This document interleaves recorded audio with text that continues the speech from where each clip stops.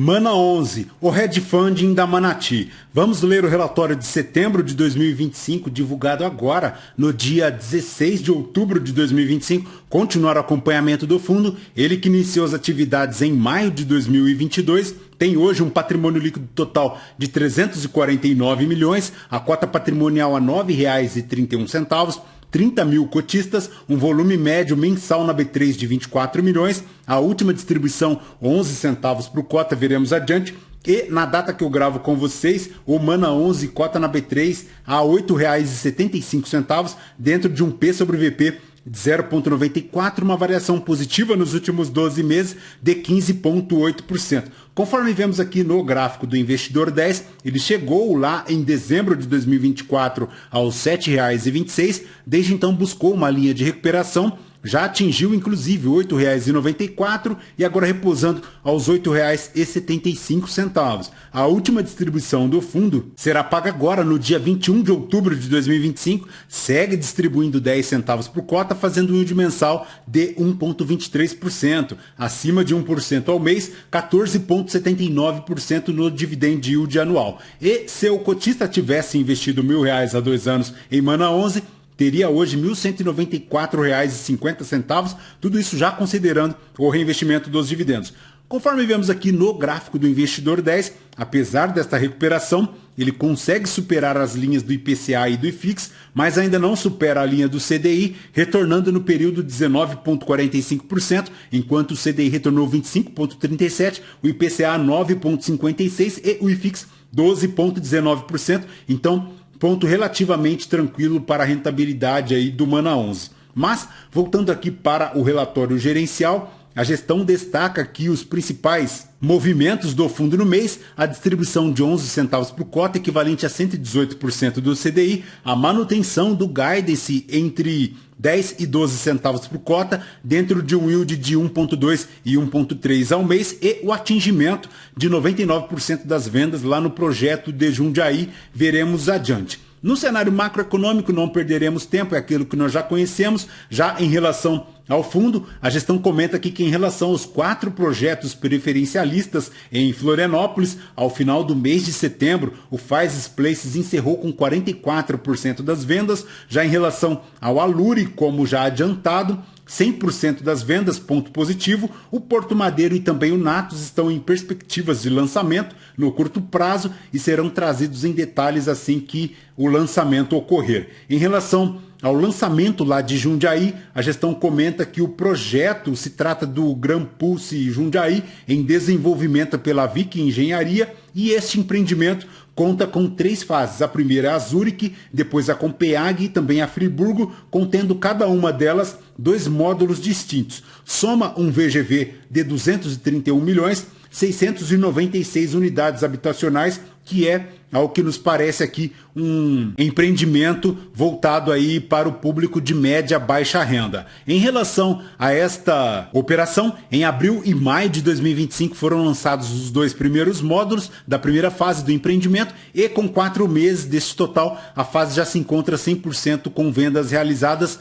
ponto positivo. Na distribuição de 11 centavos por cota, fazendo um yield anual de 15,7%, 118% do CDI, e a gestão destaca aqui que para o 4º trimestre de 2025, ela enxerga como pertinente a manutenção desta distribuição, ficando lá na banda entre 10 e 12 centavos, ponto positivo. O Mana 11 no mercado secundário continua com um deságio importante, acompanhando de liquidez diária robusta, o que não condiz com a natureza das operações em carteira, majoritariamente compostas por CRIs, inclusive com operações preferencialistas, retornando dividend yields interessantíssimos. Já em relação à DRE do fundo para setembro de 2025, ele faz um total de 5 milhões e 100 de receitas, 334 mil reais de despesas, 4 milhões e 800 de resultado operacional. O destaque fica aqui para o recebimento de juros remuneratórios que contribuíram positivamente para o resultado do fundo, que foi de 13 centavos por cota. Tudo isso porque os juros renderam 4 milhões para o fundo,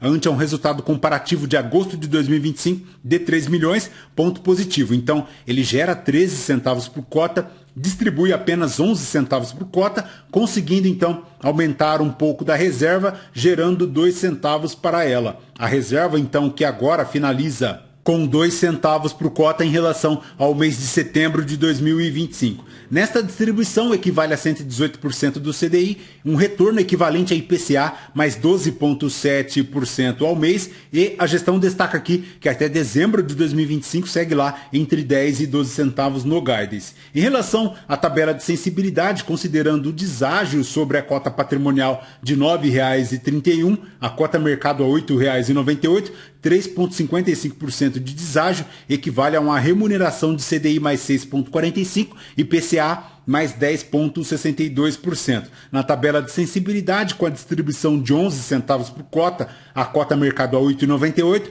retorna 15,7% ao ano, e em relação à cota patrimonial ajustada, 43,8%, 154% do IFIX desde o início das operações. Já em relação ao mercado secundário, volume total ao mês de 24 milhões, 1 milhão e 100 ao dia, 30 mil cotistas, um aumento de 4,9% na base de cotistas, ponto positivo. E em relação à alocação do fundo, 98,7% dos recursos captados estão alocados em ativos alvos, principalmente em alocação estratégica advindas de originação própria. Ele tem 71,3% em crédito estruturado, 14% em fundos imobiliários, 11,4% em incorporação, além de 2,3% aqui em caixa e 2% também em ações. Lembrando que para o Faz Place, a Luri, Porto Madeiro e também o Natos, todos de alto padrão localizados lá em Florianópolis, estão investidos por meio do FII Turmalina, e em relação ao mês de maio foi marcado aí pelo lançamento do Aluri com 100% das vendas das unidades de forma imediata,